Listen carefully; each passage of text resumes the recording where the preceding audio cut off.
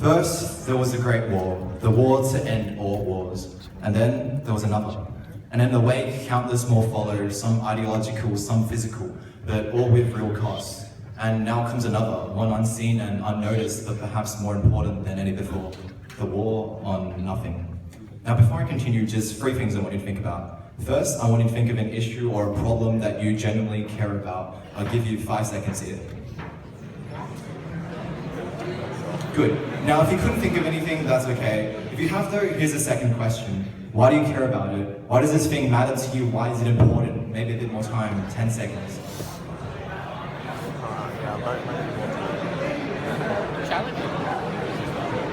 Okay, now just one more.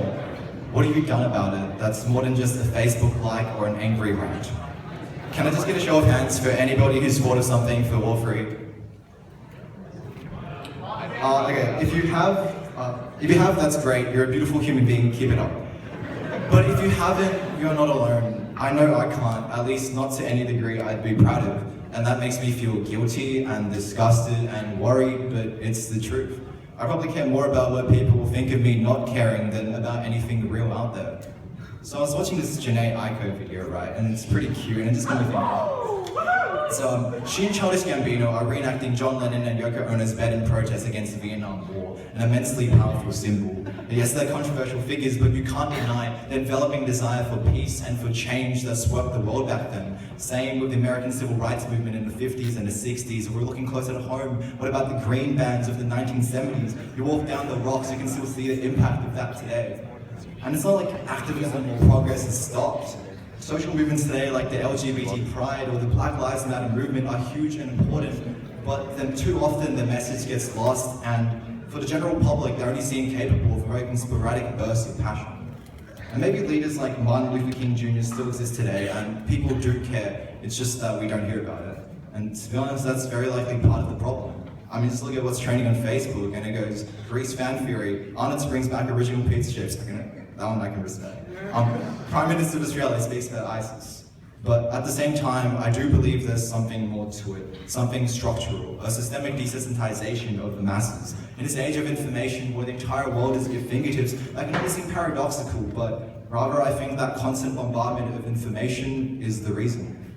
Everyone knows there is suffering in the world, but what I think is harder and more important is to understand that.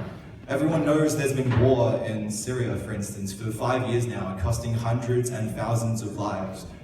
But what is harder to understand is that each of those estimated 470,000 dead is a human being, with a face and a name, with family and dreams, with a life as unique as any of our own. The people get buried beneath the numbers. With Google, it's impossible to stay completely ignorant about anything unless you choose to, but that choice can be tempting. When you can look at all the suffering in the world, or relax with some memes, and enjoy all the beauty the world has to offer, it seems logical to just go with the latter, but I'd argue you can't have either without the other. Even in the darkest of times, humanity always finds a way to shine through with beauty and with hope. Yet, when our lives are good, we must never forget that's not the same for everyone, that there is always more to be done. And this, I believe, is where the biggest issue is. In the words of DJ Khaled, we play ourselves. We tend to pretend everything is all right, maybe a little bumpy, but some ambiguous they has got it figured out, so it's all gonna be fine.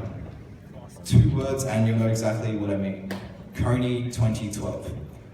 If you don't remember or you've tried to forget, this was a huge viral sensation. A video urging people to donate and to share to stop this war criminal Joseph Coney. It turned out to be a huge oversimplification of what was going on in the region, and there was a bunch of scandal involved, but for a while, it was insane. Everybody, including a year at me, was watching and sharing this video all over Facebook, all furious and passionate until we moved on. There was meant to be some big cover the night event in April, but that never happened, because that's a whole month away and nobody's got that kind of attention span.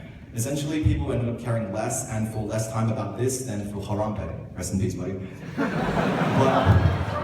But Coney 2012, it heralded the rise of an age of slacktivism, where you want to feel like you're doing something, but you don't really want to do anything. So you share videos and articles, you post angry comments, and you maybe sign a petition every now and then. Voices and pitchforks are raised every week for whatever the trending injustice is, forgetting last week's issue in the process. We waged a war on nothing. Now, don't get me wrong, some beautiful messages of peace and solidarity have come about through social media, and it's been an incredible tool for raising awareness. But whilst awareness is important, the whole point of awareness is to encourage change, and that's what's missing from the equation. We can't just keep sharing videos hoping someone else will see them and do something. We have to be the ones to make the change. Change starts with you, and it can start small, but it starts with you.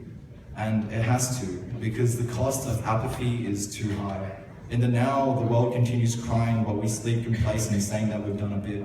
In the near future, it could very well be us that is losing our rights, that is suffering and losing our lives, because the only people left, including us, don't care. We live in democracy, a society based on power to the people, but the people, and that's all of us here today, have a responsibility to use that power and to prevent others from abusing it. So we've established there is a problem and there is a need, but what now? What do we do? What can we do? Each of us alone is but a droplet in a vast ocean of people and larger than life forces. Change becomes intimidating, overwhelming, but not impossible. And I'll be honest, I don't know. I don't know what it is that we have to do. I don't know what it'll take to make this speech more than just another pat on the back, another superficial activist act. But I do know one thing. We have to start caring. Because we aren't alone in this ocean. We can reach out, help each other to stay afloat. And it might be hard to understand these broader political issues, but we must never forget the people that they all boil down to. If we start caring, not for our reputation's sake, but for the sake of our brothers and sisters in here and out there, if we start truly caring, then I know that change will find its way.